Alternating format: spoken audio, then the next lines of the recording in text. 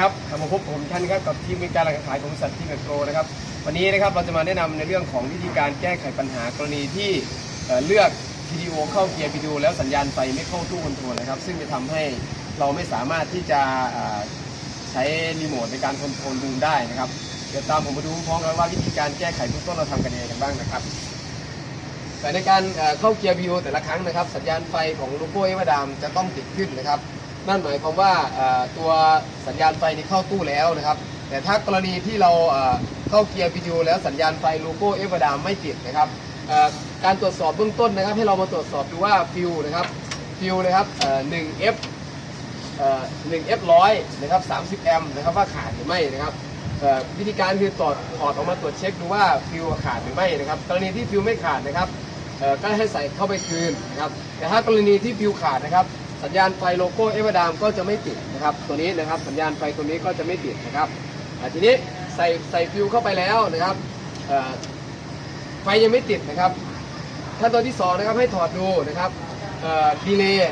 นะครับ 1F27 นะครับกรณีที่ 1F27 เนี่ยจะเป็นตัวควบคุมสัญญาณไฟที่เข้าที่ตู้อีกจุดหนึ่งเหมือนกันนะครับ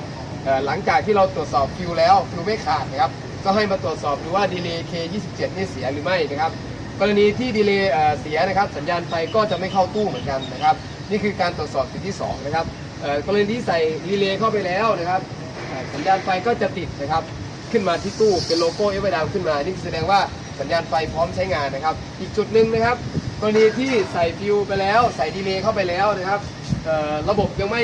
สามารถที่ใช้งานได้สัญญาณไฟยังไม่เข้าตู้นะครับให้เราตรวจสอบตัว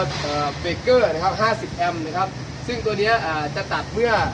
มีกระแสไฟฟ้าช็อตในระบบสาย Emergency นะครับทั้งหมดนะครับสัญญาณก็คือเวลาการตัดเนี่ยเบรกเกอร์จะทิศลงด้านล่างนะครับซึ่งพอเบรกเกอร์ทิศลงด้านล่างนะครับสัญญาณไฟทั้งหมดก็จะไม่ติดนะครับไฟโลโก้เอเวอร์ดามก็จะไม่ติดนะครับทีนี้คือให้เรานะครับมาตรวจสอบดีเลย์ตรงนี้ว่ามันอยู่ตำแหน่งออฟหรือออนนะครับถ้าอยู่ตำแหน่งออฟนะครับก็ให้ยกขึ้นไปตำแหน่งที่ออนนะครับเมื่อขึ้นไปตำแหน่งที่ออนแล้วให้มาตรวจสอบตัวแผงหน้าปัดตัวนี้นะครับว่าสัญญาณไฟโลโก้เอเวอร์ดามติดหรือไม่นะครับในขั้นตอนการตรวจสอบนะครับก็จะมีในการตรวจสอบ1นะครับตรวจสอบฟิวนะครับฟิว30 แอมป์ว่าขาดหรือไม่นะครับแล้วก็ถ้าเกิดสมมติเราใส่ฟิวไปแล้วเนี่ยไฟยังไม่ติดให้ไปดูที่ดีเลย์ 1K27 นะครับถ้าเกิดเราใส่ 1K27 เข้าไปแล้วยังไม่ติดอีกนะครับให้มาดูที่เกอร์นะครับ50 แอมป์ที่ข้างตัวรถนะครับก็ให้ทำการยกเบรกเกอร์ขึ้นนะครับที่ตำแหน่งที่ออนนะครับแค่นี้นะครับระบบก็จะสามารถที่จะคอนโทรลด้วยรีโมทไร้สายได้นะครับซึ่งจะไม่สามารถที่จะควบคุมรีโมทของรถได้นะครับก็วันนี้ก็ต้องขอบคุณทุกท่านที่ติดตามชมนะครับต่อไปเราจะมีคลิปดีๆนะครับมานำเสนอให้ท่านผู้ชมได้ชมกันอีกครั้งนึงนะครับขอบคุณครับ